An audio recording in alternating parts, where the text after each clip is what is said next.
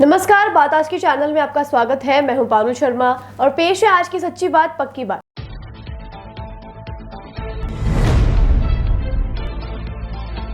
मोदी की सभा को लेकर शहर भाजपा की प्रेस कॉन्फ्रेंस। रमेश सोनी और देवनानी ही है क्या शहर भाजपा में उठाए जा रहे सवाल।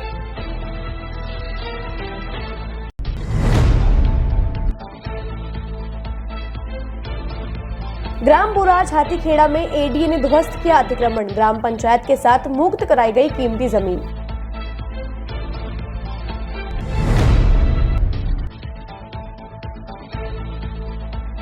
जी न्यूज के पत्रकार मनोज माथुर की अस्थियां पुष्कर में विसर्जित। नम आंखों से हुई विदाई।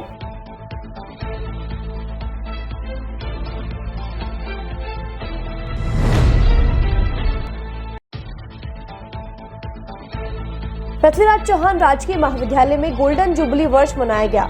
समाजशास्त्र के 500 से अधिक शोधकर्ता हुए शामिल।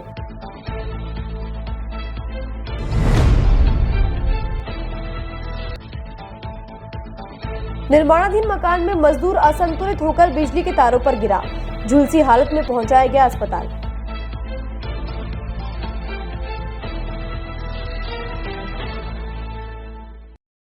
अब आपके शहर अजमेर में खुल गया है अनंत टीवीएस का नया शोरूम, जहां आपको मिलेंगे टीवीएस टू व्हीलर में इलेक्ट्रिक व नॉन इलेक्ट्रिक आईसी इंजन की विश्व स्तरीय रेंज। इलेक्ट्रिक व्हीकल में टीवीएस का iQube उपलब्ध है। ग्रामीण इलाकों के लिए टीवीएस का एक्सेल, साथ ही world class service centre, train टेक्नीशियनों के साथ व बैंकों से फाइनेंस सुविधा भी उपलब्ध है, वह भी बेहतरीन ऑफर के साथ। अनंत टेक व्हील IBM ऑफिस के सामने, आदर्श नगर, नसीराबाद रोड, अजमेर।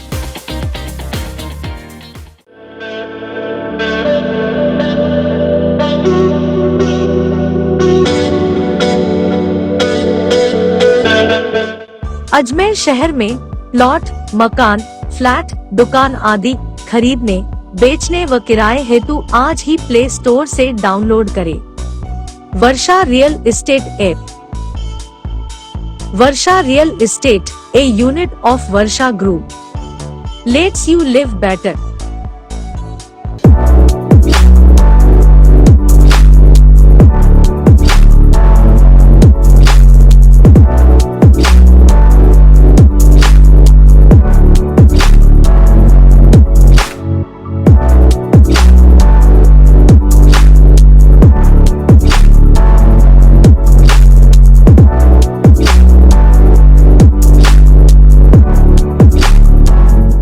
ये सर्किट मामू नहीं बनने का, रेडीनेट फाइबर लगाने का। इंटरनेट बोले तो रेडीनेट फाइबर नेट। डिटेल्स के लिए 7412001234 पे कॉल लगाने का। सही है भाई। इंटरनेट बोले तो रेडीनेट फाइबर। अब शुरू करते हैं बातों का बेहतरीन सफर। भारतीय जनता पार्टी की परिवर्तन संकल्प यात्रा का समापन 23 सितंबर को होगा। इसे लेकर 25 सितंबर को पंडित दीनदयाल उपाध्याय की जयंती के अवसर पर जयपुर स्थित दादिया गांव में एक बड़ी आम सभा आयोजित की जाएगी। सभा को प्रधानमंत्री नरेंद्र मोदी संबोधित करेंगे। आम सभा को लेकर अजमेर शहर भाजपा ने भी तैयारियां शुरू कर दी है। गुरुवार को शहर भाजपा अध्यक्ष रमेश सोनी और अजमेर उत्तर विधायक वासुदेव देवनानी ने प्रेस वार्ता के दौरान इसकी जानकारी दी। भाजपा शहर अध्यक्ष रमेश सोनी ने बताया कि अजमेर शहर में 138 शक्ति केंद्र है। एक शक्ति केंद्र में 5 बूथ है। एक शक्ति केंद्र से 1 बस और प्रत्येक बूथ से 5 चौपहिया वाहनों के जरिए भाजपा कार्यकर्ता आम सभा में शामिल होने के लिए 25 सितंबर को सुबह 10 बजे जयपुर के लिए रवाना होंगे। इसको लेकर विधानसभा क्षेत्र, मंडल एवं बूथ स्तर तक बैठकें आयोजित की जा रही हैं। सोनी ने कहा कि इसी दौरान भारतीय जनता पार्टी की ओर से सेवा पखवाड़ा भी मनाया जा रहा है। इसी तरह आगामी 28 सितंबर को भारतीय जनता पार्टी की आकांक्षा वैन अजमेर आएगी। इस वैन के माध्यम से लोगों से घोषणा पत्र के लिए सुझाव लिए जाएंगे। यहां आपको बता दें कि अजमेर शहर भाजपा को लेकर शहर वासियों में बड़ी चर्चा है। कहा जा रहा है कि शहर अध्यक्ष रमेश सोनी और विधायक देवनानी मिलकर ही शहर भाजपा चला रहे हैं। अजमेर उत्तर दक्षिण को मिलाकर बनाई गई शहर भाजपा में अजमेर दक्षिण को दरकिनार रखा जा रहा है। आज की प्रेस कॉन्फ्रेंस में यदि देवनानी के साथ बघेल भी होती तो शहर भाजपा का सम्मान बढ़ता। कल का दिन हमारे देश के लिए बहुत ही ऐतिहासिक दिन रहा जब वर्षों से लंबित महिला आरक्षण विधेयक, जिसे नाम दिया गया नारी शक्ति वंदन विधेयक, जो कल संसद के अंदर जिस प्रकार से लोकसभा के सदन के अंदर पारित हुआ, सबसे पहले मैं उसके लिए माननीय मोदी जी को और साथ ही इस देश की आधी आबादी पूरी नारी शक्ति को बहुत बहुत बधाई प्रेषित करता हूँ। और ये ऐतिहासिक काम जो माननीय मोदी जी ने किया है उनका धन्यवाद ज्ञापित करने के लिए पूरे हमारे देश भर से प्रत्येक प्रदेश से प्रत्येक जिले से हमारी नारी शक्ति यहाँ से प्रत्येक जिले से एक बस के रूप में और उनको धन्यवाद देने के लिए दिल्ली पहुँची है। आज पूरे देश भर में सभी जिलों के अंदर इस विधेयक को पारित करने के लिए हमारी महिला शक्ति हमारा महिला मोर्चा के कार्यकर्ता आज विभिन्न कार्यक्रम कर रही है। जिस प्रकार से मंदिरों के अंदर संकीर्तन का आज आयोजन किया गया है, इस प्रकार से कुल मिलाकर के इस ऐतिहासिक काम के लिए ऐतिहासिक निर्णय के लिए माननीय मोदी जी का बहुत बहुत अभिवादन इस नारी शक्ति ने किया है। साथ ही जिस प्रकार से परिवर्तन जनसंकल्प यात्रा जो हमारी विभिन्न स्थानों से निकली और आगामी 25 तारीख को उसकी पूर्णाहुति के रूप में जयपुर के दादिया ग्राम में एक विशाल महासभा से नाम दिया गया है परिवर्तन संकल्प महासभा, ये आहूत होनी है। उसमें हमारे अजमेर शहर जिले से भी अधिक से अधिक संख्या में कार्यकर्ता पहुंचे। हमने लक्ष्य तय किया कि हमारी जो बूथ समितियां बनी हुई है, हमारे जो पन्ना प्रमुख है, वो सभी कार्यकर्ता उस कार्यक्रम में वहाँ पर पहुँचेंगे और इसकी तैयारियों के निमित्त हमारे जिले की बैठक हुई।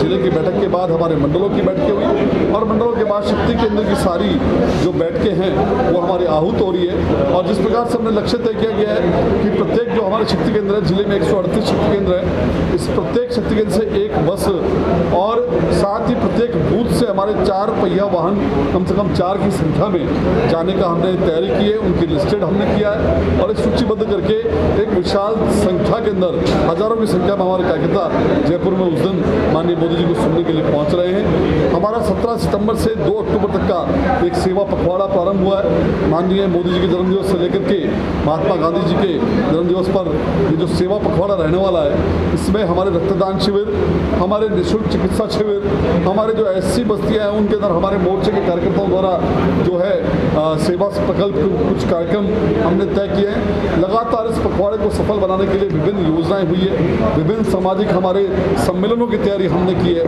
जिसमें महिला सम्मेलन, OBC सम्मेलन, हमारे प्रभावशाली व्यक्तियों का सम्मेलन, इस प्रकार की रचना संगठन के कार्यक्रमों की एक श्रृंखला आगामी आपको 10 दिन में मिलने वाली है। और कुल मिलाकर के आगामी चुनाव के दृष्टि से हमारी भारतीय जनता पार्टी पूरी तरह से कर्तव्य और संकल्पबद्ध होकर के इस कांग्रेस की निकम्मी और नकार सरकार को उखाड़ फेंकने का संकल्प बना चुका है। परिवर्तन यात्राएं प्रदेश के अलग अलग कॉर्नर से निकली और वो लगभग 18 से 19 दिन की यात्रा पूर्ण करके कल से उसके समापन शुरू हो गए। कल जयपुर की यात्रा का समापन हुआ, आज जोधपुर और कोटा की यात्रा का समापन होने जा रहा है, कल चौथी यात्रा का समापन होगा। इन समापन यात्राओं का सब मिला करके संपूर्ण परिवर्तन यात्रा का समापन 25 सितंबर हमारे पंडित दीनदयाल जी उपाध्याय जो हमारे आदर्श हैं, जिनके नेतृत्व मार्गदर्शन में हम लोग आगे चल रहे हैं, मैं समझता हूँ उनकी जयंती पर यह एक विशाल आम सभा के रूप में इसका समापन होगा, जिसको संबोधन देश के यशस्वी प्रधानमंत्री माननीय नरेंद्र भाई मोदी करेंगे, जिसमें लाखों कार्यकर्ता उसमें रहेंगे। उसमें अजमेर से भी प्रत्येक शक्ति केंद्र से कम एक बस और प्रत्येक बूथ से कम, जैसा अध्यक्ष जी ने बताया कि 4 पहिया वाहन भी सम्मिलित रहेंगे।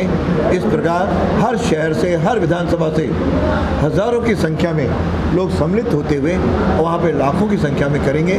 उससे चुनावी का हमारा जो रण है उसका आगाज़ होगा और मैं समझता हूँ उसके बाद सब प्रेरणा लेकर के, उनसे ऊर्जा लेकर के अपने क्षेत्रों में जाएंगे, जहाँ पर इस चुनाव का जो बिगुल जो बजेगा उसके आधार पे आगामी चुनाव जो नवंबर के अंत में होने जा रहे हैं उसमें राजस्थान में हम 3/4 बहुमत से सरकार बनाए जाएंगे। क्योंकि एक ही बात मुझे कहनी है कि इस समय अशोक गहलोत की सरकार जा रही है और वह अपने अंतिम सांसें गिन रहे हैं सरकार, क्योंकि आज उनसे युवा भी नाराज़ हैं, किसान भी नाराज़ हैं, महिलाएं भी नाराज़ हैं और आम जन जो कि कानून व्यवस्था से बिल्कुल अराजकता के माहौल में से जी रहा है वह भी त्रस्त है। इन 4-5 बिंदु और युवा जिसको 5 साल में नौकरी नहीं दे पाए, अब केवल नित्य नए जो फ्री घोषणाएं कर रहे हैं, मैं समझता हूँ ये उनका फ्रस्ट्रेशन है कि जब आदमी फ्रस्ट्रेट होता है तो सत्ता बचाने होने के चारों ओर भाग दौड़ करता है, उसी में ये नित्य नई घोषणाएं करके जनता को भ्रमित करने का प्रयास कर रहे हैं। लेकिन जनता ने पूरा नैरेटिव अपना बना लिया है कि सरकार को हमको विदा करना है, जिसके आधार पे चाहे स्थानीय समस्याओं, मैं कल पूरे झालावाड़ से लेकर के अजमेर तक आया हूँ, पूरी सड़कें बुरी तरह टूटी हुई हैं। इवन जोधपुर जा रहा हूँ, जोधपुर की इनकी विधानसभा में भी सड़कों के बेहाल हैं, कोई चलने योग्य नहीं है। इस प्रकार के सड़कों से लोग त्रस्त हैं। पीने के पानी के अजमेर की जनता सहित आधा राजस्थान पूरी तरह त्रस्त है। अब वो आशीर्वाद यात्रा निकालने का एक ढोंग रच रहे हैं, लेकिन जनता ने वो पूछ रहे हैं कि 2030 के लिए सुझाव दीजिए, तो जनता तो एक ही सुझाव दे रही है, गहलोत साहब अब विदा हो जाओ और अपने घर बैठ जाओ, जरा भाजपा की सरकार आने दो, जिसके आधार पे हम जनता को राहत दे सकें। जिस प्रकार 18 से पहले दिए, कानून व्यवस्था में मैंने बताया 3 दर्जन से अधिक साधुओं की हत्या हो गई है। मणिपुर की जैसी घटनाएं रोज़ राजस्थान में घट रही हैं, लेकिन इनसे कोई कंट्रोल में नहीं आ रहे हैं। तो इस प्रकार का जवान पेपर लीक से परेशान, किसान रण से परेशान, महिलाएं अपने अस्मिता को बचाने के नहीं बचा पा रही हैं, उससे परेशान। इस प्रकार का हर वर्ग जो आज परेशान है। ये परिवर्तन यात्राओं में अपार मिल रहे जन समर्थन से प्रतिबिंब होता है कि भाजपा आ रही है, कांग्रेस जा रही है। ग्राम बुरास हाथीखेड़ा में आज अजमेर विकास प्राधिकरण और ग्राम पंचायत ने संयुक्त कार्यवाही करते हुए भूमाफियाओं से बेशकीमती जमीन को अतिक्रमण मुक्त कराया। अजमेर विकास प्राधिकरण के तहसीलदार आबिद अली खान ने बताया कि हाथीखेड़ा के सरपंच लाल सिंह ने एडीए में एक शिकायत दी थी, जिसमें भूमाफियाओं द्वारा बुरास हाथीखेड़ा में सरकारी रेवेन्यू बोर्ड में दर्ज जमीन पर भूमाफिया कब्जा कर रहे हैं। इस अतिक्रमण से 2 गाँवों के रास्ते बंद हो रहे हैं। सरपंच की शिकायत पर आज अजमेर विकास प्राधिकरण और ग्राम पंचायत की ओर से संयुक्त कार्यवाही करते हुए जेसीबी के माध्यम से अतिक्रमण कर बनाई गई दीवार को ध्वस्त किया गया। सामाजिक तत्वों को कब्जा था यहाँ पे, तो लंबे टाइम से शिकायत मिल रही थी हमको भी। तो ग्राम पंचायत में प्रस्ताव लेके और एडीए को और ग्राम पंचायत दोनों की संयुक्त कार्रवाई है यहाँ पे, और आज हमने यहाँ पे अतिक्रमण जो रास्ते का मुक्त कराने का काम करा जा रहा है। भी अवैध रूप से बाहर के थे, आउट ऑफ राजस्थान के थे, सब बंगाल बिहार के उस तरफ के थे, जो इन्होंने अवैध रूप से अतिक्रमण बसा के यहाँ पे बैठे थे।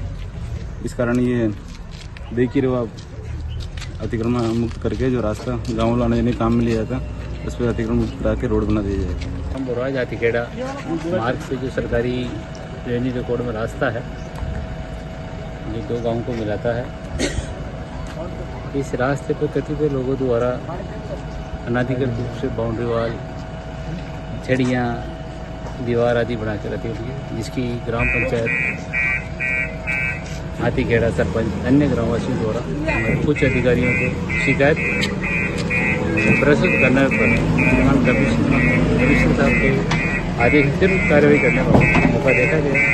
मौके के दौरान हमारे भू अभिलेख विजय कुमार विजयवर्गीय एडीए और हल्के के राजेश पटवारी तहसील अजमेर को बुला के जी न्यूज के नेशनल एडिटर स्वर्गीय मनोज माथुर की अस्थियां परिजनों द्वारा पुष्कर सरोवर में प्रवाहित की गई। स्वर्गीय मनोज माथुर के पुत्र विवान, छोटे भाई निखिल और परिवारजनों ने पुष्कर सरोवर के जयपुर घाट पर पूजा की। अजमेर नगर निगम के उप महापौर नीरज जैन, जी मीडिया के संभाग प्रभारी अभिजीत दवे, पुष्कर प्रेस क्लब अध्यक्ष अनिल शर्मा मौजूद रहे। पुष्कर सरोवर पर तीर्थ पुरोहित अभिषेक शर्मा, सर्वेश्वर तिवारी ने पूजा अर्चना संपन्न करवाई। सम्राट पृथ्वीराज चौहान राजकीय महाविद्यालय समाजशास्त्र परिषद के गोल्डन जुबली वर्ष के अवसर पर 3 दिवसीय अंतर्राष्ट्रीय संगोष्ठी का आयोजन आज से शुरू हुआ। सम्राट पृथ्वीराज चौहान राजकीय महाविद्यालय अजमेर में 21 से 23 सितंबर तक गोल्डन जुबली के मौके पर पूर्व छात्र छात्राओं के साथ देश विदेश के 500 से अधिक शोधकर्ताओं ने अपना शोध पत्र प्रस्तुत किया। इस संगोष्ठी में विज्ञान तथा टेक्नोलॉजी का समाज के विकास, उत्थान, सामाजिक संरचना, सामाजिक संबंधों पर सकारात्मक और नकारात्मक प्रभावों की चर्चा की जा रही है, जिसकी रिपोर्ट बनाकर आयुक्तालय कॉलेज शिक्षा राजस्थान तथा संबंधित विभाग राजस्थान सरकार को दी जाएगी। समाजशास्त्र विभाग द्वारा इंडियन सोशियोलॉजिकल एसोसिएशन और राजस्थान सोशियोलॉजिकल परिषद, इनकी ओर से गोल्डन जुबली वर्ष पर, चूँकि ये समाजशास्त्र का परिषद का गोल्डन जुबली वर्ष है, उस पर 29वीं अंतर्राष्ट्रीय कॉन्फ्रेंस आज आयोजित की जा रही है। यहाँ पर इस कॉन्फ्रेंस में मुख्य अतिथि के रूप में महर्षि दयानंद सरस्वती विश्वविद्यालय के कुलपति डॉक्टर अनिल कुमार जी शुक्ला पधारे हैं और अध्यक्षता प्राचार्य डायरेक्टर कायद अली खान सर कर रहे हैं। जैसा कि आपको पता है, इस कॉन्फ्रेंस का विषय विज्ञान टेक्नोलॉजी का समाज पर क्या प्रभाव पड़ा है उसका अध्ययन करना है। 600 से अधिक शिक्षक और शोधार्थी इसमें अपना आवेदन कर चुके हैं, अपना रजिस्ट्रेशन करा चुके हैं और उनके शोध पत्र हमें प्राप्त हो चुके हैं। हम इस पर मंथन करेंगे कि किस प्रकार से जो विज्ञान लगातार तरक्की करता जा रहा है, टेक्नोलॉजी आप देख रहे हैं जिस तरह से हम आर्टिफिशियल इंटेलिजेंस के ज़माने में हैं, हम चांद तक पहुंच गए हैं, हम सूरज की भी खोज करने वाले हैं। इतना अधिक विज्ञान और टेक्नोलॉजी जब बढ़ चुका है तो इसके हमारे समाज पर क्या प्रभाव पड़ रहे हैं। निश्चित रूप से सकारात्मक प्रभाव भी पड़ रहे हैं और नकारात्मक भी। हमें सकारात्मक प्रभावों की ओर देखना है और किस प्रकार से उन नकारात्मक प्रभावों को कम करके इसको हम अधिक अच्छी ओर ले जाएं, इस पर हम प्रयास करने के लिए यहाँ पर ये कॉन्फ्रेंस आयोजित की है। इस पर जो भी सार निकलेगा उसको एकत्र करके फिर हम सरकार को और सामाजिक न्याय अधिकारिता विभाग है उसको भेजेंगे और जहाँ भी उसकी उपयोगिता होगी वह यह काम आएगी। कुंदननगर में आज निर्माणाधीन मकान से मजदूर असंतुलित होकर बिजली के तारों के ऊपर गिर गया। इस हादसे में मजदूर झुलस गया। मौके पर मौजूद साथी मजदूरों ने झुलसे हुए व्यक्ति को जेएलएन अस्पताल पहुंचाया, जहां उसका इलाज जारी है। मौके पर मौजूद अजीत सिंह पवार ने बताया कि कुंदननगर स्थित कालू की ढाणी क्षेत्र में नवनीत अग्रवाल के मकान का काम चल रहा है। आज मजदूर सावर सिंह रावत मकान की नापचोप कर रहा था। इसी बीच उसका संतुलन बिगड़ गया और वह मकान के पास से गुजर रहे बिजली के तार पर गिर गया। इस हादसे में सावर सिंह रावत को करंट लग गया और उसका शरीर झुलस गया। अजीत सिंह पवार के अनुसार सावर सिंह खतरे से बाहर है और उसका इलाज जारी है। ये कुंदननगर कालू की ढाणी पे कोई कंस्ट्रक्शन की साइड चल रही है। ये वहाँ पे आए थे और कोई नापचोक ले रहे थे तो क्या हुआ, एकदम बैलेंस बिगड़ा है। क्या हुआ, एकदम जैसे इनका बैलेंस गिरा और गिरते कल नीचे लाइन जा रही है लाइट की, तार पे गिरे और एकदम नीचे गिर गए। बस वो साथ में जो काम कर रहे थे लोग बाग वो इनको हाथों हाथ ही इनको हॉस्पिटल लेके आ गए, जब उपचार जारी है अभी। करंट लग गया था? हाँ, करंट आ गया था। कितना प्रतिशत चलेगा? नहीं, मामूली है, नॉर्मल है वैसे, बिल्कुल बातचीत कर रहे हैं आराम से। ये इनका नाम है सावर सिंह रावत। ये हाँ मिस्त्री है जी, काम कर रहे हैं, मतलब 5-6 महीने से काम वहीं कर रहे हैं। ये एक पार्टी है नवनीत अग्रवाल, उनका मकान बन रहा है कालू की ढाणी। अजीत सिंह पवार। बातों को देते हैं छोटा सा विराम, जल्दी मिलते हैं एक नए सफर।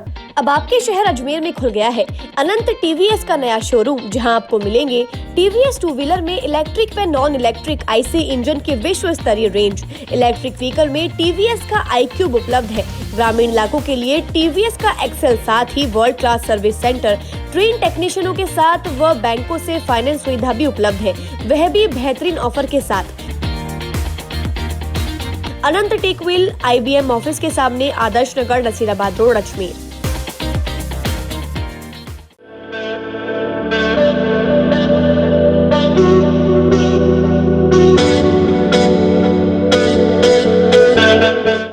अजमेर शहर में प्लॉट, मकान, फ्लैट, दुकान आदि खरीदने, बेचने व किराए हेतु आज ही प्ले स्टोर से डाउनलोड करें Varsha real estate app. Varsha real estate, a unit of Varsha Group, lets you live better.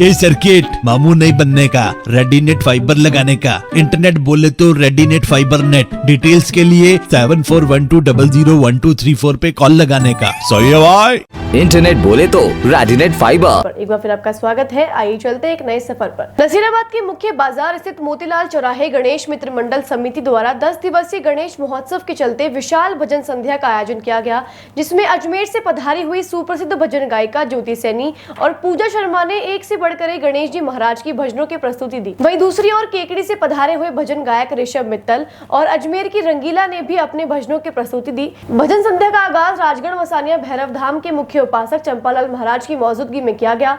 भजन संध्या की शुरुआत ज्योति सैनी द्वारा सर्वप्रथम गणेश वंदना के साथ की गई। उसके पश्चात सैनी सहित अन्य कलाकारों ने कई एक से बढ़कर एक भजनों की प्रस्तुति देकर भक्तों को भजन संध्या में नाचने पर मजबूर कर दिया। ये 3 दिन पहले मेरे पास आए थे कि नसीराबाद में कार्यक्रम है, गणेश जी की प्रतिमा महोत्सव मनाते हैं और ये हमारे पिताजी मनोज जी, स्वर्गीय मनोज जी जालो, उस परंपरा को एक बच्चा भी हिम्मत करके इसको ये कार्यक्रम रख रहा है, तो मुझे भी चलना चाहिए। उनकी भावनाओं को देखते हुए और गणेश जी महाराज की तो मैं सोचता हूँ कि ये बहुत बड़ा पर्व है और सब हिंदू धर्म में सभी लोग मानते हैं। और 9 दिन तक 10 दिन तक जब भी मर्जी पड़े आप आओ, इनको लूट लो। लुटाने बहुत कोई भी शुभ काम होता है तो इनकी चरणों में नमन करते हैं, तो भंडार भरपूर भर देते हैं और सभी भक्त इनके लिए बहुत सजावट भक्ति और आराधना करते हैं। और जाते जाते गणेश जी महाराज हमारा सबका दुख ये साथ ले जाते हैं और हर घर में शांति। राजगढ़ धाम का नाम तो मैं सोचता हूँ सबने सुना होगा। राजगढ़ धाम राजस्थान नहीं है, नशे का त्याग कर और बाबा भैरवनाथ के आशीर्वाद अब तक वहां लाखों भक्त नशा मुक्त हुए हैं। जिला स्तरीय अंडर 17 और अंडर 19 छात्र छात्रा खेलकूद प्रतियोगिता का शुभारंभ आज दयानंद महाविद्यालय में हुआ। होलगढ़ केंद्रीय विद्यालय के द्वारा आयोजित दयानंद महाविद्यालय के बॉक्सिंग रिंग में आज अलग अलग वर्ग के खिलाड़ियों की बॉक्सिंग प्रतियोगिता में जिले भर से 150 छात्र छात्राओं ने भाग लिया। प्रतियोगिता में गोल्ड मेडल जीतने वाले खिलाड़ी को राज्य स्तर पर खेलने का मौका मिलेगा। राजकीय उच्च माध्यमिक राजगढ़ के वरिष्ठ अध्यापक विशाल निर्वाण ने जिला शिक्षा अधिकारी, खेल प्रकोष्ठ के पदाधिकारी, आयोजन सचिव गगन व प्राचार्य का आभार व्यक्त किया। उन्होंने बताया कि बच्चों के संपूर्ण विकास के लिए खेल अति महत्वपूर्ण है, ऐसे आयोजन होते रहने चाहिए। आज हम DAV कॉलेज में आए बॉक्सिंग प्रतियोगिता के लिए, बॉक्सिंग डिस्ट्रिक्ट के लिए। मैं मेयो कॉलेज से हूँ, मेरा नाम क्रांत है और हम हमारे स्कूल को रिप्रेजेंट करने यहाँ पे खेलने आए हैं। मैं अंडर 19 की 56 to 60 वेट कैटेगरी में खेला हूँ। मेरा बाउट कल हो चुका है, मैं हार गया था, सेमीफाइनल्स में हार गया, मेरा ब्रोंज आया है। इसका बाउट आज है। ये अंडर 17 की 70 to 75 वेट कैटेगरी में खेल रहा है, तो भगवान की कृपा से आज ये जीत जाए, कल फाइनल्स खेलेंगे, फिर ये हमारे स्कूल का नाम रोशन करेंगे। 67वीं जिला स्तरीय विद्यालय खेलकूद प्रतियोगिता अंडर 17 और अंडर 19 छात्र छात्रा जो कि होलीदड़ा स्कूल बालिका केंद्रीय बालिका विद्यालय होलीदड़ा द्वारा आयोजित की जा रही है। ये DAV कॉलेज बॉक्सिंग रिंग पर आयोजित हो रही है। इस प्रतियोगिता में लगभग 150 छात्र छात्राएं भाग ले रहे हैं। इस जिसमें से 4 इवेंट हो रही हैं, अंडर 17 की बॉयज़ व गर्ल्स और अंडर 19 की बॉयज़ गर्ल्स। 150 से अधिक छात्र छात्राओं ने भाग लिया है। ये जिला विद्यालय प्रतियोगिता से जो टीम सेलेक्ट होगी, जो गोल्ड मेडल प्राप्त करेंगे, वो आगे राज्य स्तरीय विद्यालय खेलकूद प्रतियोगिता में अजमेर जिले का प्रतिनिधित्व करेंगे। इसके लिए मैं हमारे संपूर्ण शिक्षा विभाग, अजमेर जिले के जिला शिक्षा अधिकारी, खेल प्रकोष्ठ के पदाधिकारियों और स्कूल की प्राचार्य, आयोजन सचिव श्री गगन जी और हमारे बड़े भाई रविंद्र भाई साहब के नेतृत्व में ये प्रतियोगिता आयोजित की जा रही है। हमारे जिला शिक्षा अधिकारी महोदय और खेल अधिकारी महोदय का बहुत बहुत धन्यवाद, जो हमें ये प्लेटफॉर्म दिया, जिससे बच्चों का आगे विकास हो सकेगा और आगे प्रतियोगिता में भाग लेंगे। राजस्थान रोडवेज श्रमिक संगठनों के संयुक्त मोर्चा की ओर से केंद्रीय बस स्टैंड पर विभिन्न मांगों को लेकर प्रदर्शन किया गया। मोर्चा के सदस्य दीपक सिंह रावत ने सरकार पर वादाखिलाफी का आरोप लगाते हुए रोष जताया। सरकार से जन कल्याण योजनाओं के तहत आमजन को सुलभ परिवहन व्यवस्था के लिए 2500 बसें खरीद कर देने और सेवानिवृत्त रोडवेज कर्मचारियों की 12 महीने से पेंडिंग परिलाभ का भुगतान करने की मांग की।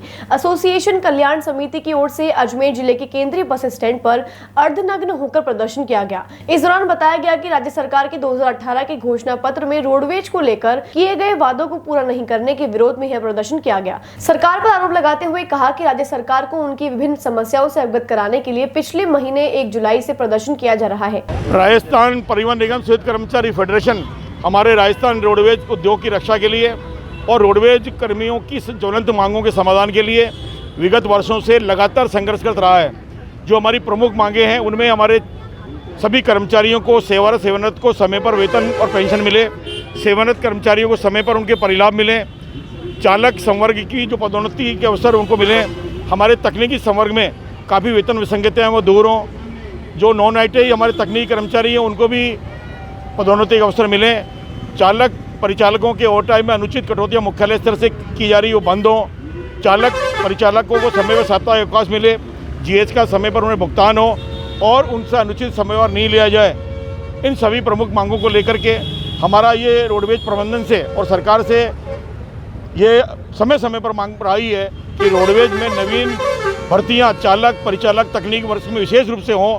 संविदा के चालक और बस सारथी के रूप में जो परिचालकों का काम लिया जा रहा है वो बंद हो और रोडवेज में नवीन गाड़ियां रोडवेज की बेड़े में शामिल हों, ताकि रोडवेज का अस्तित्व निरंतर चलता रहे, जन कल्याण का ये उद्योग निरंतर चले। हमने पहले भी, लेकिन ये मांगों का समाधान आज तक नहीं होने के कारण राजस्थान रोडवेज परिवहन फेडरेशन को इस चुनावी वर्ष के आचार संहिता से पहले पुनः सरकार के समक्ष अपनी बात रखने की, अपनी मांग रखने के लिए हमने ये प्रदर्शन किए हैं। आशा है कि सरकार रोडवेज की इन प्रमुख मांगों पर सकारात्मक रुख रखेगी और इनका समाधान करेगी, अन्यथा राजस्थान रोडवेज आगामी प्रदर्शन कार्यक्रम लेगा, जिसकी समझ जिम्मेदारी राजस्थान सरकार और शीर्ष प्रबंधन की होगी। आज राजस्थान परिवहन निगम संयुक्त कर्मचारी फेडरेशन संबंध भारतीय मजदूर संघ द्वारा आज 21 तारीख को ये एक दिवसीय धरना कार्यक्रम संपूर्ण राजस्थान के सभी इकाई लेवल पर डिपो पर रखा गया है। राजस्थान परिवहन निगम में वर्तमान समय में जो परिस्थिति बनी हुई है, जिससे कि राजस्थान रोडवेज और घाटे की ओर बढ़ती जा रही है और निजीकरण की ओर सरकार और निगम प्रशासन द्वारा एक तरह से धकेला जा रहा है। अभी वर्तमान में जो अनुमोदित वाहनें राजस्थान रोडवेज में ली गई हैं, वो उनकी दरें अलग अलग अंतर के हिसाब से ली गई है, जिससे राजस्थान रोडवेज में और घाटा बढ़ रहा है। अभी वर्तमान में राजस्थान रोडवेज में जो रूटों पर जो सवारियों के हिसाब से जो यात्री भार आ रहा है और जो इनकम रोडवेज लेके आ रही है, उन रूटों से ज़्यादा इन ठेके वाले जो वाहन अनुमोदित वाहनें लगाई है उनको पे करना पड़ रहा है, जिससे ऐसा लग रहा है अब आने वाले भविष्य में कि राजस्थान रोडवेज घाटा और बढ़ सकता है अगर यही नीतियाँ लागू करते रहे तो। ऊपर से ना तो नई भर्ती की जा रही है और ना ही राजस्थान रोडवेज के लिए नई गाड़ियाँ ली जा रही है खुद की। अगर ठेके पर और बस सारथियों कैसे ही संख्या बढ़ाते रहे तो एक तरफ से राजस्थान रोडवेज का संपूर्ण निजीकरण हो जाएगा, क्योंकि कर्मचारियों की पिछले विगत 7-8 साल से कोई भर्ती नहीं हुई है, ना नई गाड़ी आई है। ये समस्याएं उत्पन्न हो रही है और चालक जो हमारा कैडर है, चालक कैडर के कोई पदोन्नति के पद सर्जन किए जाएँ। वे जैसे परिचालक के सीनियरिटी के हिसाब से उनको भी वरीयता दी जाती है, वैसे चालक वर्ग को भी वरीयता दी जाए। और तकनीकी संवर्ग जिनका प्रमोशन तो इन्होंने 5 साल पहले कर दिया, लेकिन उनका पे ग्रेड 28 जो कि बनता है आज दिनांक तक नहीं किया गया है। कई बार हमने शीर्ष प्रबंधन से बात की है, उन्होंने हमेशा सरकार के पास भेजा, सरकार से वापस अपने लेवल पर करने के लिए इन्होंने लेटर भेज दिया, लेकिन उस प्रमोशन करने के उपरांत, पदोन्नति के उपरांत भी उस सेकंड ग्रेड और फर्स्ट ग्रेड जो टेक्निकल है उन दोनों का पे ग्रेड सेम ही रख रखा है। उनको संशोधन कर 2800 की जाए। और अलग अलग कैडर के आज हर कर्मचारी, चाहे मंत्रालय कर्मचारी हो, चाहे चालक हो, चाहे परिचालक हो, हर कर्मचारी अपने पूर्ण जिम्मेदारी से निष्ठा से कार्य कर रहा है। उनको एक एक कर्मचारी पर 3-3, 4-4 कर्मचारी का वर्कलोड पड़ा हुआ है। उसके उपरांत भी राजस्थान सरकार द्वारा और निगम प्रशासन द्वारा समय पर वेतन और सेवानिवृत्त कर्मचारी को पेंशन नहीं दी जा रही।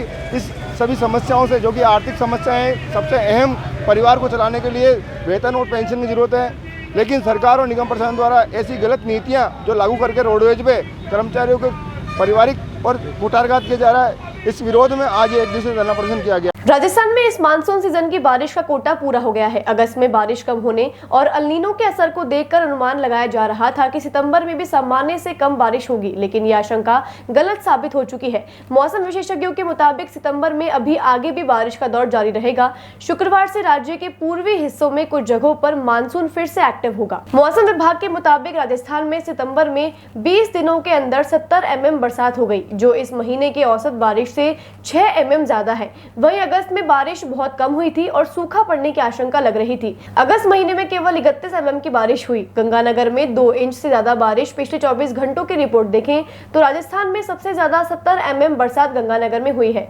गंगानगर में बुधवार को दोपहर बाद तेज हवाओं के साथ पानी बरसा। गंगानगर शहर के अलावा मिर्जवाला, श्रीकरणपुर, केसरी सिंहपुर में भी अच्छी बारिश हुई। गंगानगर जिले के अलावा बारा, बाड़मेर, डूंगरपुर, हनुमानगढ़, जालोर, पाली, राजसमंद, जयपुर, सिरोही और उदयपुर जिले में भी कई जगह। जयपुर मौसम केंद्र के डायरेक्टर राधेश्याम शर्मा ने बताया कि बंगाल की खाड़ी में एक नया वेदर सिस्टम एक्टिव हुआ है, जो आगे बढ़कर उड़ीसा, छत्तीसगढ़ तक आ गया। इस सिस्टम का इफेक्ट राजस्थान में 22 सितंबर को देखने को मिलेगा। भरतपुर, कोटा और उदयपुर संभाग के जिलों में 22-23 सितंबर से बारिश फिर से शुरू होगी, जो 2-4 दिन चलेगी। मानसून सीजन में अब तक कुल 486.1 mm औसत बारिश हो चुकी है, जबकि 1 1 जून से 20 सितंबर तक औसत बारिश 424.3 mm होती है। पश्चिमी राजस्थान के जिलों की रिपोर्ट देखें तो हनुमानगढ़ को छोड़कर शेष सभी 9 जिलों में इस सीजन बारिश का कोटा पूरा हो चुका है। बातों को देते हैं छोटा सा विराम, जल्द ही मिलते हैं एक नए सफर। अब आपके शहर अजमेर में खुल गया है अनंत टीवीएस का नया शोरूम, जहां आपको मिलेंगे टीवीएस टू व्हीलर में इलेक्ट्रिक व नॉन इलेक्ट्रिक आईसी इंजन की विश्व स्तरीय रेंज। इलेक्ट्रिक व्हीकल में टीवीएस का iQube उपलब्ध है। ग्रामीण इलाकों के लिए टीवीएस का एक्सेल, साथ ही world class service centre, train टेक्नीशियनों के साथ व बैंकों से फाइनेंस सुविधा भी उपलब्ध है, वह भी बेहतरीन ऑफर के साथ। अनंत टेक व्हील IBM ऑफिस के सामने, आदर्श नगर, नसीराबाद रोड, अजमेर।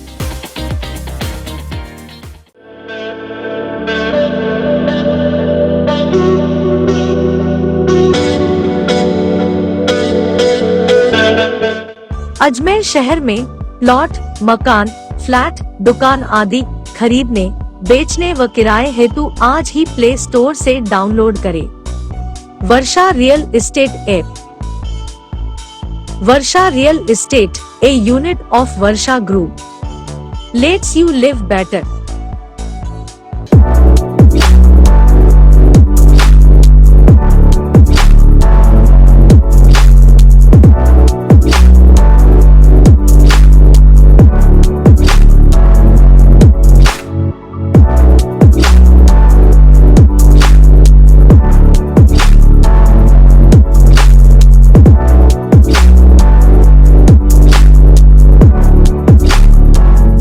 ये सर्किट मामू नहीं बनने का, रेडीनेट फाइबर लगाने का। इंटरनेट बोले तो रेडीनेट फाइबर नेट। डिटेल्स के लिए 7412001234 पे कॉल लगाने का। सही है भाई।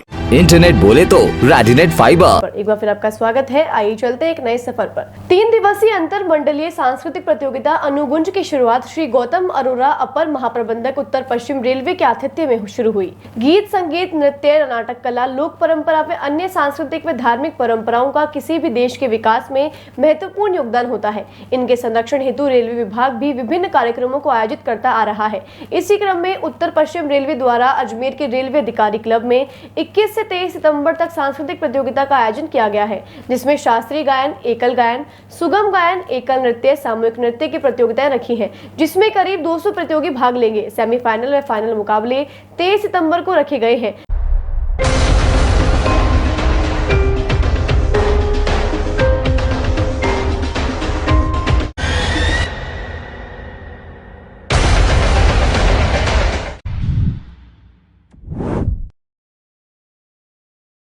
समापन समारोह पर मुख्य अतिथि महाप्रबंधक उत्तर पश्चिम रेलवे के हाथों से प्रथम व द्वितीय स्थान पर आने वाले प्रतियोगियों को पारितोषिक देकर सम्मानित किया जाएगा। कोई 200 पार्टिसिपेंट्स पार्टिसिपेट करेंगे और कंपटीशन होगा गायन में, शास्त्रीय गायन, सुगम गायन, देन वाद्य यंत्र, देन एकल नृत्य और ग्रुप सॉन्ग, ग्रुप डांस। तो ये 5-6 प्रतियोगिताएं हैं, जिनमें हर प्रतियोगिता में 4-5 डिवीजन सभी पार्टिसिपेट कर रहे हैं। कितने दिन चलेगी? ये 3 दिन चलेगी। फाइनल होगा 23 को। इसमें हमारे महाप्रबंधक महोदय जी को हमने न्योता दिया है, वो मान गए यहाँ पर आएंगे और उनको इनाम देंगे। नॉर्थ वेस्टर्न रेलवे का अंतर मंडलीय कल्चरल फेस्टिवल हो रहा है। इसमें अजमेर मंडल, जयपुर मंडल, जोधपुर मंडल, बीकानेर मंडल, हेडक्वार्टर और हमारे वर्कशॉप के चुने हुए कलाकार अपनी प्रतियोगिता दिखा रहे हैं, उनमें कंपटीशन हो रहा है। ये हर वर्ष की तरह ये 14वां अंतर मंडलीय कंपटीशन है जो इस बार अजमेर मंडल ऑर्गेनाइज कर रहा है। और इसमें पारदर्शिता रखते हुए हम लोगों ने जो निर्णायक गण है उनमें अपनी अपनी श्रेणी के जो उच्च शिक्षा दे रहे हैं या बहुत प्रतिभा ज्ञान है, उन्हीं को हमने सेलेक्ट किया है ताकि वे निर्णायक करें और पारदर्शिता के रूप में उनको चयन कर पाएँ। इसमें फर्स्ट और सेकंड अवार्ड दिया जाएगा। दिनांक 20 सितंबर बुधवार शाम को बडलिया अजमेर में गायों से भरे एक ट्रक को विश्व हिंदू परिषद बजरंग दल अजमेर, महानगर कामधेनु सेना व हिंदूवादी संगठनों के कार्यकर्ताओं द्वारा संदिग्ध मानकर रोका गया। कार्यकर्ताओं द्वारा ट्रक को अपनी हिरासत में लेकर संबंधित आदर्श नगर थाने पर लाया गया, जिस पर थानाधिकारी द्वारा ट्रक चालकों से बातचीत कर जांच के दौरान पता चला कि गायों को यूपी से खरीद कर लाया गया है, जिसको किसी पोल्ट्री फार्म द्वारा गुजरात में खरीदा गया है, इसलिए इन गायों को गुजरात ट्रांसपोर्ट किया जा रहा है। संपूर्ण जांच पड़ताल के बाद हिंदूवादी संगठनों को आश्वासन देते हुए ट्रक चालक को गायों को सही सलामत पहुंचाने की हिदायत देते हुए ट्रक को रवाना करने के आदेश दिए गए। अजमेर से राहुल मेहरा की रिपोर्ट। अभी शाम को इत्तला मिली थी कि कामधेनु सेना ने बड़लिया के पास में कोई गोवंश से भरा हुआ ट्रक रुकवाया है। इस पर मन थानाधिकारी मैं स्टाफ के मौके पर पहुंचा, जो उसमें ट्रांसपोर्टेशन कर रहे थे उनसे बातचीत की। बाद में उनसे पूछा गया कि भाई गायें कहाँ से ला रहे हो, तो उन्होंने शामली यूपी से गायें लाना बता रहे थे और 6 गायें तो ब्याई हुई है और 6 गायें हैं जो जननी वाली है। इस प्रकार से इनकी कीमत भी करीबन 80,000, 90,000, 1 लाख रुपए के लगभग कीमत है गायों की, जिनके बिल है इनके पास में। इनकी जहाँ पर चारा चराया इन्होंने श्रीनगर में, वहाँ से तस्दीक की गई। जहाँ पर गायें ये जानी थी जय गोगा फार्म, ये अपने यहाँ पर रामदेव मंदिर के पास में चारड़ा गुजरात में, वहाँ से डेयरी मैनेजर से बात की। उन्होंने कहा साहब हमने गायें खरीद के मंगवा रहे हैं, ये केवल ट्रांसपोर्टेशन करके ले करें। तस्दीक के बाद में गोबर से जो भरा हुआ ट्रक है उसको रवाना किया जा रहा है। हाँ, भविष्य में भी यदि वास्तव में गौ तस्करी के लिए कोई गाय जा रही है तो उसके खिलाफ सख्त से सख्त एक्शन होना चाहिए, लेकिन वास्तव में पालने के लिए या दूध डेयरी के लिए गाय जा रही है तो उनको बिना मतलब में गायों को या पशुओं को परेशान नहीं करना चाहिए। ये देखो गौ माता के बच्चों के पैर बांध के पटक रखे, ये स्थिति है। भाई कितनी गाय है इसमें? 6 बच्चे हैं, 12 गाय है। ब्यावर के आर्य कॉलोनी में गणेश महोत्सव के दौरान एक गुट ने पांडाल के पास रहने वाले परिवार पर हथियारों से लैस होकर हमला कर दिया। इस वारदात में एक लड़की गंभीर रूप से घायल हो गई, जिसको इलाज के लिए जिला अस्पताल भर्ती कराया गया है। घायल लड़की के भाई मनीष ने बताया कि गणेश महोत्सव के दौरान हो रहे सांस्कृतिक कार्यक्रम से नाराज मंगल, मदन, अक्षय, कपिल सहित 1 दर्जन से ज्यादा लोगों ने एक राय होकर मनीष के परिवार पर हमला कर दिया। इस वारदात में मनीष की बहन गंभीर रूप से घायल हो गई, जिसको स्थानीय अस्पताल लेकर पहुंचे, जहां गंभीर हालत होने पर जेएलएन अस्पताल रेफर कर दिया गया। इस वारदात के बाद स्थानीय पुलिस भी मौके पर पहुंची, मगर पुलिस ने कोई कार्यवाही नहीं की। अब पीड़ित परिवार आरोपियों के खिलाफ कानूनी कार्यवाही करने की मांग कर रहा है। त्योहारों के पावन अवसर पर आशु स्वीट्स पेश करते हैं शुद्धता व स्वाद से भरपूर मिठाइयों का एक ऐसा खजाना जिसे खाएं तो स्वाद रहे हर पल याद। देशी घी से निर्मित मिठाइयाँ जैसे पनीर व रबड़ी के घेवर, बंगाली मिठाई, ड्राई फ्रूट मिठाई, रस माधुरी, रस मलाई, मलाई चाप, मलाई रोल एवं टिक्की, पानी पताशे, पानी पूरी, कचौरी, समोसा कुशल कारीगरों द्वारा बनाए जाते हैं। आशु स्वीट्स, प्रकाश रोड, नगरा व तारागढ़ रोड, अजमेर। और क्या हुआ? हम आर्य कॉलोनी बी मसूदा रोड ब्यावर से आए हैं सर। वहाँ पे क्या गणेश प्रोग्राम था, तो गणेश प्रोग्राम के अंदर हमको सभी लड़कों ने मिलकर प्रोग्राम किया था। तो वहाँ पे 2-3 घर ऐसे थे तो उनको उस प्रोग्राम से एलर्जी थी, तो उनको प्रोग्राम से एलर्जी थी तो वहाँ पे वो क्षतिग्रस्त करना चाहते थे। वो लड़के हमारे जो मंगल साकला और मदन साकला और अक्षय साकला और सामने मुकेश वैष्णव, महावीर वैष्णव और कैलाश वैष्णव और कपिल वैष्णव, इनको उस प्रोग्राम से एलर्जी थी कि ये प्रोग्राम नहीं करने देंगे, हम अपने हिसाब से करेंगे, हम अपने हिसाब से गुंडाराज करेंगे, मतलब गुंडाराज। तो उन्होंने वहाँ पे लड़ाई करने की कोशिश करी, लेकिन उसी दिन क्या पुलिस आ गई तो उन्होंने समझाइश करके मामला को शांत कर दिया। लेकिन अगले दिन उन्होंने सीधा मूर्ति तोड़ने का प्रयास किया, सीधा तो मूर्ति तोड़ने तो असफल रहे वो। तो फिर उन्होंने जितने भी हमारे लड़के थे काम करने वाले थे तो उनको साथ मारपीट करी। मारपीट करने के बाद पुलिस आई वापस, पुलिस ने वापस समझाइश करा, पुलिस ने 2 लड़कों को पकड़ भी ले गए। लेकिन फिर उसके बाद पुलिस जाने के बाद एक गाड़ी आई, इको गाड़ी, उससे गली में कोई नहीं मिला तो ये लड़की मिली गेट के अंदर, घर के अंदर। तभी इन्होंने, वो एक लड़का था मंगल राज सागला, तो उन्होंने क्या गेट को तोड़ के और अंदर लड़की के साथ छेड़खानी का करने का कोशिश करा। तो उन्होंने छेड़खानी से मना कर दिया लड़की ने, तो उसके पेट में लात की मार के और फरार हो गए। और वो हम धमकी देके गए कि अगर पुलिस में जाओगे तो मारने की धमकी देके गए सीधा। अभी क्या स्थिति है बच्ची की? बच्चे की स्थिति ये है कि दर्द रुक नहीं रहा है, बहुत ज़्यादा दर्द हो रहा है। आप लोग क्या चाहते हो? हम ये चाहते हैं कि न्याय चाहिए हमारे को। वहाँ पे हमने FIR दर्ज भी कराई, लेकिन अभी पुलिस कुछ भी नहीं कर रही वहाँ की। राहुल गांधी के जयपुर प्रस्तावित दौरे को लेकर आज दक्षिण विधानसभा क्षेत्र के कांग्रेसी पदाधिकारियों की एक बैठक हेमंत भाटी के नेतृत्व में नानकी पैलेस में आयोजित की गई। आगामी विधानसभा चुनाव को मद्देनजर रखते हुए राहुल गांधी की जयपुर यात्रा को सफल बनाने व आगामी चुनावों में कांग्रेस को पुनः सत्ता में लाने के लिए आज एक दक्षिण विधानसभा क्षेत्र की बैठक रखी गई, जिसमें दोनों ब्लॉक अ और ब तथा 11 मंडलों के सभी पदाधिकारी मौजूद थे। बताया गया कि 1200 से 1300 कार्यकर्ता प्रातः जयपुर के लिए रवाना होंगे। हाँ बताइए, किस संबंध में मीटिंग का आयोजन किया गया? ये अजमेर दक्षिण विधानसभा क्षेत्र के दोनों ब्लॉक और जो हमारे 11 मंडल हैं उनके सभी पदाधिकारियों को लेकर के जो 23 तारीख को हमारे महबूब नेता राहुल गांधी जी जयपुर मानतौर पधार रहे हैं, उसके संदर्भ में हमने आज एक बैठक रखी है। उसके अंदर हम ये देखिएगा, आप पूरे दक्षिण विधानसभा क्षेत्र से मंडल अध्यक्ष और ब्लॉक अध्यक्ष और हेमंत भाटी जी के नेतृत्व के अंदर हमारे अधिक से अधिक संख्या के अंदर कम से कम 1200 से 1300 लोग यहाँ से दक्षिण विधानसभा से कार्यकर्ता जाएंगे। उसके अंदर सभी अब कुछ लोग अपने निजी वाहन से और कम से कम 18 से 20 बजे हेमंत भाटी जी के नेतृत्व में सुबह 7 बजे नानकी भवन से प्रस्थान करेगी। और इस आयोजन को लेकर के सभी में उत्साह है।